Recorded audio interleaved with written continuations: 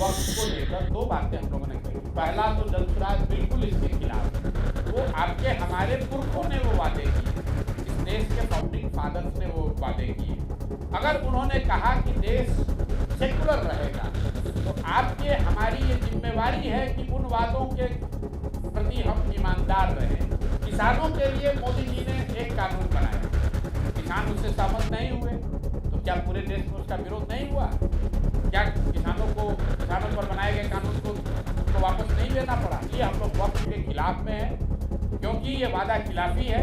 उन मुसलमान भाइयों के साथ वादा खिलाफी है जिनको देश के बनते समय जो वादा किया गया कि भाई आपके इन चीजों के साथ छेड़छाड़ नहीं की जाएगी। इनके सांसद जो बिहार से जीत कर गए हैं, अगर ये लोग वक्त के पक्ष में वोट न दें तो किसी भी हालत में कानून नहीं बन सकता है। इसलिए नीतीश कुमार जी से, उनके दल के लोगों से मेरा आग्रह है, अभी से भी जगिए।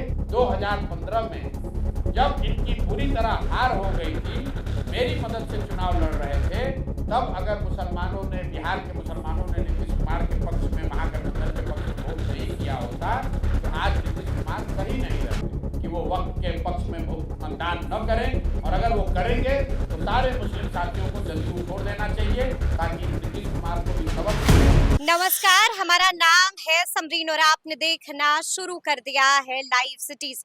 देखिए, आज 2 तारीख है और अब से कुछ देर पहले लोकसभा में वक्फ बोर्ड संशोधन बिल को पेश किया गया है। जैसे ही ये बिल लोकसभा में पेश हुआ, वैसे ही विपक्ष ने जोरदार हंगामा भी किया है। लेकिन बड़ी खबर ये कि जैसे ही इस बिल को लोकसभा में पेश किया गया, वैसे ही जन सुराज के सूत्रधार प्रशांत किशोर का भी इसको लेकर के बड़ा बयान आ गया है, विस्फोटक बयान आ गया है। और क्या कुछ कहा है जन सुराज के सूत्रधार प्रशांत किशोर ने, सबसे पहले आप प्रशांत किशोर को सुनिए। संशोधन बिल को लेकर बड़ी चर्चा, आप किस तरह से? बिल्कुल वक्त को लेकर दो बातें हम लोगों ने कही। पहला तो जनसुराज बिल्कुल इसके खिलाफ है।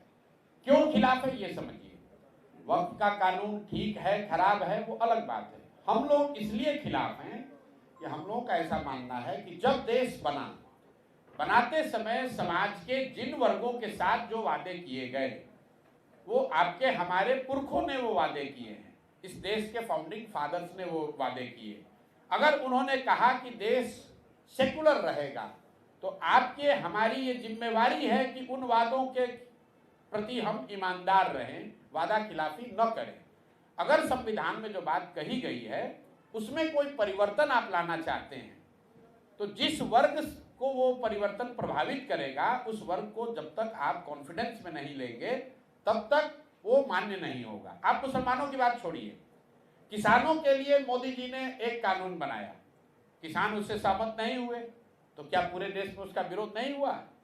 क्या किसानों पर बनाए गए कानून को उनको वापस नहीं लेना पड़ा? इसलिए हम लोग वक्त के खिलाफ में हैं, क्योंकि ये वादा खिलाफी है। उन मुसलमान भाइयों के साथ वादा खिलाफी है जिनको देश के बनते समय ये वादा किया गया कि भाई आपके इन चीजों के साथ छेड़छाड़ नहीं की जाएगी या देश सेकुलर बना रहेगा। तो हम लोग हर परिवार में भी कहते हैं कि अपने बाप दादा के कहे हुए बात का सम्मान करना, ये हिंद सनातन धर्म की रिवायत है, मुसलमानों की तो कोई बात ही नहीं है इसमें। और जो कानून बन रहा है, भाजपा वाले तो दोषी है ही, ये तो हिंदू मुसलमान करते ही है, मुसलमानों को डराने का प्रयास करते हैं।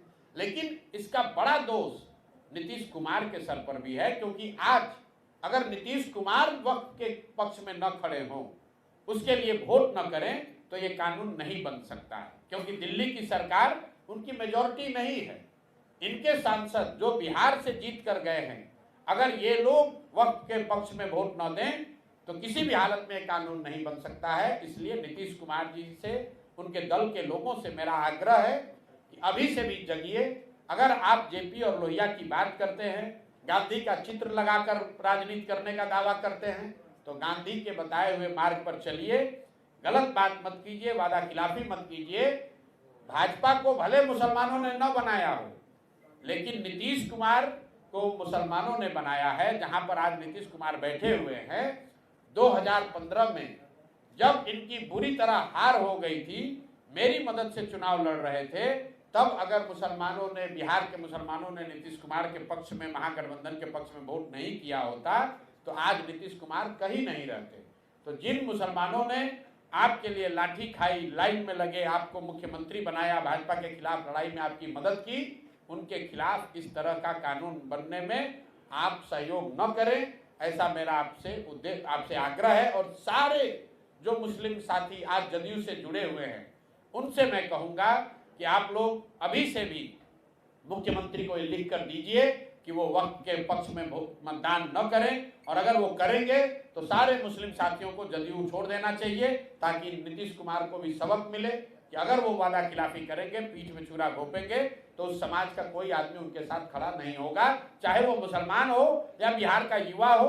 आप अगर वादा खिलाफी करते हैं तो लोकतंत्र में हम लोग के पास यही अधिकार है कि हम लोग आपका साथ छोड़ दें, आपका साथ न दें, आपको वोट न दें, आपके साथ खड़े न हो। तो सुना आपने कि जनसुराज के सूत्रधार प्रशांत किशोर ने बड़ी बात कह दी है और साफ साफ कह दिया है कि अगर मुख्यमंत्री नीतीश कुमार इसके समर्थन में होंगे तो तमाम मुसलमान नेताओं को जेडीयू छोड़ देना चाहिए।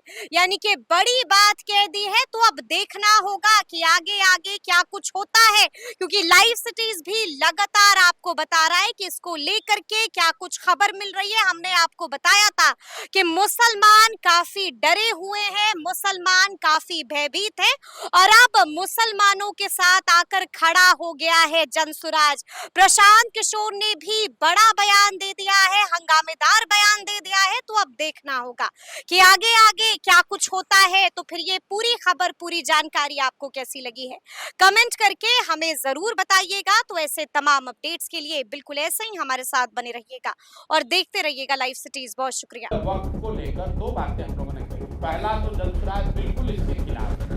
वो आपके हमारे पुरखों ने वो वादे किए, इस देश के फाउंडिंग फादर्स ने वो वादे किए। अगर उन्होंने कहा कि देश सेकुलर रहेगा तो आपके हमारी ये जिम्मेवारी है कि उन वादों के प्रति हम ईमानदार रहें। किसानों के लिए मोदी जी ने एक कानून बनाया, किसान उससे सहमत नहीं हुए तो क्या पूरे देश में उसका विरोध नहीं हुआ? क्या किसानों पर बनाए गए कानून को उनको वापस नहीं लेना पड़ा? ये हम लोग वक्त के खिलाफ में है, क्योंकि ये वादा खिलाफी है उन मुसलमान भाइयों के साथ, वादा खिलाफी है जिनको देश को बनते समय जो वादा किया गया भाई आपके इन चीजों के साथ छेड़छाड़ नहीं की जाएगी। इनके सांसद जो बिहार से जीत कर गए हैं, अगर ये लोग वक्त के पक्ष में वोट न दें तो किसी भी हालत में कानून नहीं बन सकता है। इसलिए नीतीश कुमार जी से, उनके दल के लोगों से मेरा आग्रह है, अभी से भी जगिए। 2015 में जब इनकी पूरी तरह हार हो गई थी, मेरी मदद से चुनाव लड़ रहे थे, तब अगर मुसलमानों ने, बिहार के मुसलमानों ने नीतीश कुमार के पक्ष में, महागठबंधन के पक्ष में वोट नहीं किया होता तो आज नीतीश कुमार सही नहीं रहते कि वो वक्त के पक्ष में मतदान न करें, और अगर वो करेंगे तो सारे मुस्लिम साथियों को जदयू छोड़ देना चाहिए, ताकि नीतीश कुमार को भी सबक मिले।